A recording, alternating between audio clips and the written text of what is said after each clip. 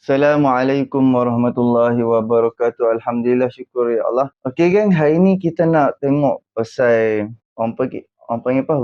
Wirid zikir DAP ni tak habis-habis. Sedangkan kita boleh tengok DAP duduk diam pun DAP kena, DAP bercakap pun DAP kena. Lepas tu depa menghalalkan segala perbuatan perkara yang dibuat oleh parti gerakan, walaupun kita tengok tara mana hak yang gerakan menentang agama Islam, menentang parti-parti Islam ni, tara mana sebelum parti gerakan bersama dengan Perikatan Nasional. So apabila depa dah bersama, ibarat depa buat macam tak ada apa-apa yang berlaku di dalam di dalam parti gerakan. Dia buat macam tak ada apa-apa, macam tak pernah berlaku apa-apa pun. Sedangkan pelbagai kerosakan, kurang hajar yang tidak patut dikeluarkan oleh setiap pemimpin yang ada di dalam negara kita. Tak kiralah parti apa pun, memang tak perlu apa isu yang dibawa oleh parti politik untuk agama Islam, tak boleh bawa isu tu ke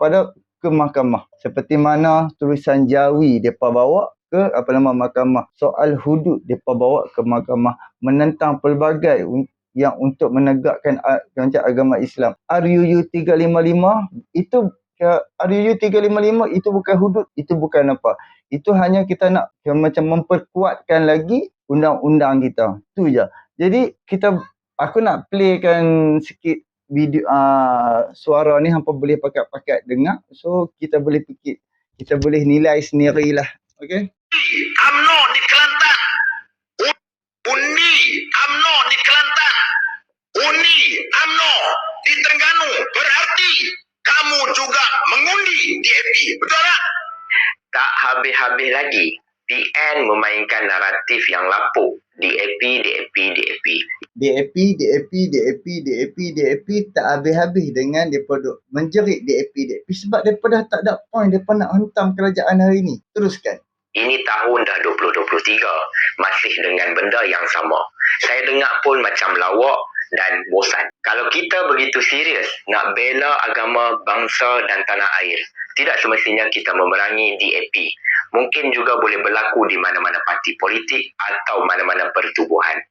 Adakah Perikatan Nasional sedar yang di dalam Perikatan Nasional ada parti yang lebih teruk daripada DAP, iaitu Parti Gerakan. Parti Gerakan ni berselindung di bawah kepimpinan ulama yang kononnya memperjuangkan melindungi agama dan juga bangsa.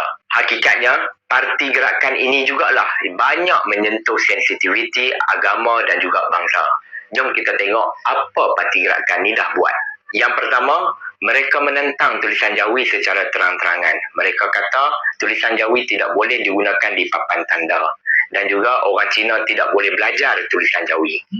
Yang kedua, Parti Gerakan ini jugalah antara parti yang terawal menandatangani ratifikasi ISET yang menuntut hak sama rata.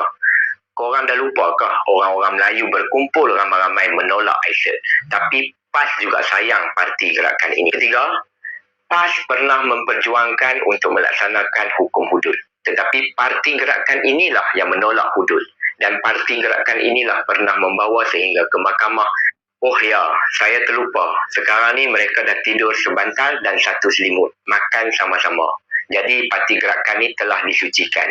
Jadi fikir-fikirlah kepada anak-anak muda yang memperjuangkan bangsa dan agama. Okey geng, kita boleh tengok sendirilah, kita boleh nilai sendiri. Itu yang berlaku. Apa yang bersama dengan PAS semua dah jadi halal, semua dah jadi tak ada masalah. Semua dah jadi depa ni ikut ulama. Depa ni ikut apa yang ditetapkan oleh hadi awang, kan? Lepas tu daripada pihak kerajaan hari ni ada UMNO, DAP, PH, PKR, Amanah, Parti Keadilan Rakyat apa semua kan. DAP menjadi sasaran. Depa menentang DAP, kononnya DAP ada perlembagaan itu, ada ini agenda itu apa semua. Sedangkan boleh pergi masuk Google, boleh pergi tengok dekat laman web DAP. Depa dah ikutlah. Depa ke 2016. Depa dah ubah dah perlembagaan ikut apa yang ditetapkan oleh ROS dan juga ikut seperti mana parti-parti lain mengikut perlembagaan negara, DAP pun turut ikut. Dulu memanglah mereka ada macam menuntut hak sama rata apa semua kan. Sekarang mereka dah ubah perlembagaan mereka ikut seperti mana parti-parti lain kan. Kalau betul-betul DAP ni betul-betul dia nak buat kehancuran, dia nak pecah belahkan negara, pecah belahkan bangsa, ataupun DAP nak merampas hak kedaulatan rakyat Malaysia. Memang dah lama dah DAP ugut macam-macam. DAP hanya 40 kursi. 40 kursi tu dia tak boleh jadi kerajaan sendiri dia. Faham tak? Sekarang ni 148 kursi, DAP hanya 40 kursi pun orang lain boleh bentuk kerajaan tanpa DAP. DAP tak boleh. Memang DAP tak mampu untuk memerintah negara bersendirian. So, lagi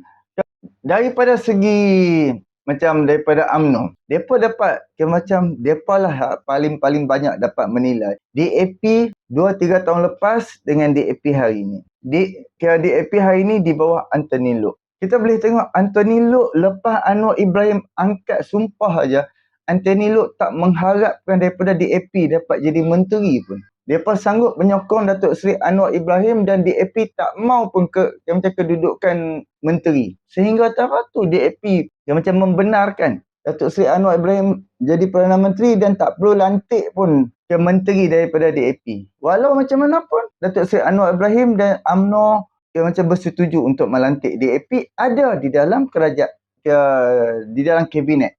Ada 4 orang, 5 orang menteri. Dan selebihnya semua daripada UMNO dan juga PKR Amanah. DAP hanya ada 5 orang. Jadi daripada segi mana dapat mengancam kedaulatan dan juga Raja-Raja Melayu? Tak berlaku pun semua. Jadi atas penipuan sehingga ke dekat Kelantan, kita wajib menentang, menumbangkan kerajaan hari ini. Daripada Mahathir pula tiba-tiba tu dia kata, kita sebut pasal Melayu pun salah ke? Mahathir dia boleh cakap macam tu. Kita sebut pasal bangsa Melayu pun kita kena tangkap. Hang kalau cakap hang sebut, tak ada masalah. Tapi bila hang melaga-lagakan, hang mainkan isu perkauman, isu agama, siapa-siapa pun akan menyebabkan pergaduhan. Akan berlaku pergaduhan kan. Sebab tu Datuk Seri Anwar Ibrahim tekankan walaupun dia ni jadi Perdana Menteri di atas sokongan DAP, dia bukan boneka DAP. Dia bukan mudah dibeli oleh puak-puak pimpinan-pimpinan besar ataupun pimpinan yang kaya-kaya bilion-bilion kan. Sedangkan Datuk Seri Anwar Ibrahim pergi cari seorang demi seorang kan, yang maha kaya, hak kaya, ambil duit dia bagi dekat rakyat. Yang mana patut dia kutip cukai kepada yang kaya-kaya ni, ambil dan bagi dekat rakyat. Datuk Seri Anwar Ibrahim kita boleh tengok dia turun mana-mana pun alhamdulillah dia dapat beri kepada rakyat, dia dapat sambut rakyat. Dia tak rakyat mai jauh-jauh, dia dapat menghormati rakyat. Tapi rakyat hak yang faham alhamdulillah. Yang tak faham ni, yang sikit-sikit nak resis, sikit-sikit dia nak resis, sikit-sikit dia nak resis. Sikit-sikit mainkan isu perkauman. Sikit-sikit demi apa? Demi nak raih undi. Melaga-lagakan antara bangsa. Melaga-lagakan sedangkan negara kita ni membangun bersama. Kan? Lepas tu ada pula hak duk bunyi pasal ini dulu tanah Melayu. Tanah Melayu. Ya, belah Semenanjung ni memang tanah Melayu. Belah Sabah Sarawak. Beza. Sabah Sarawak adalah satu wilayah. Faham tak? Termasuklah Singapura satu wilayah. Sebab tu Singapura dia boleh keluar kan.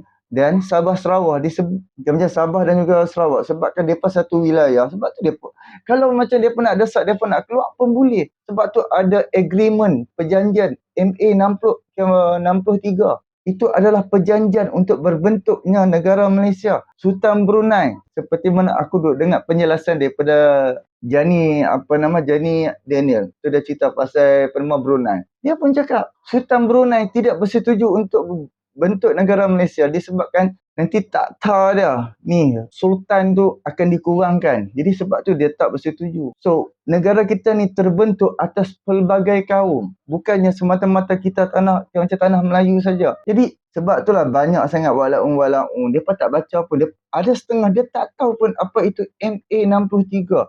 Sebab pada Datuk Seri Anwar Ibrahim bagi peruntukan yang banyak kepada Sabah dan juga Sarawak, bagi Sabah Sarawak boleh handle minyak dia sendiri. Sampai tahap tu Datuk Seri Anwar Ibrahim bagi keadilan untuk rakyat. Jadi Itu saja aku duk nak cakap. Ada lagi lah kan, tapi kita masuk sikit demi sikit untuk kita nak membuka minda kan. Kalau pimpinan hari ni mengabaikan bangsa Melayu, dia takkan buat pakej rumah dengan hanya harga RM50,000, bayar bulan-bulan RM300 selama 25 tahun. Yang kerajaan hari ni ada kan sistem macam tu, boleh buat di atas tanah sendiri.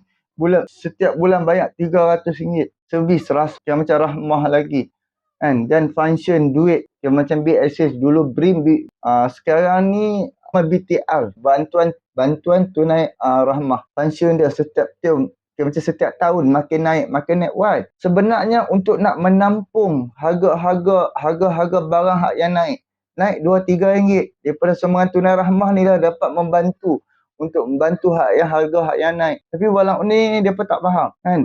Harga keperluan rakyat yang tak naik, hanya segala keperluan asas rakyat yang diberikan subsidi oleh kerajaan. Itu saja kan. Hak yang lain kerajaan tak boleh depa nak kawal.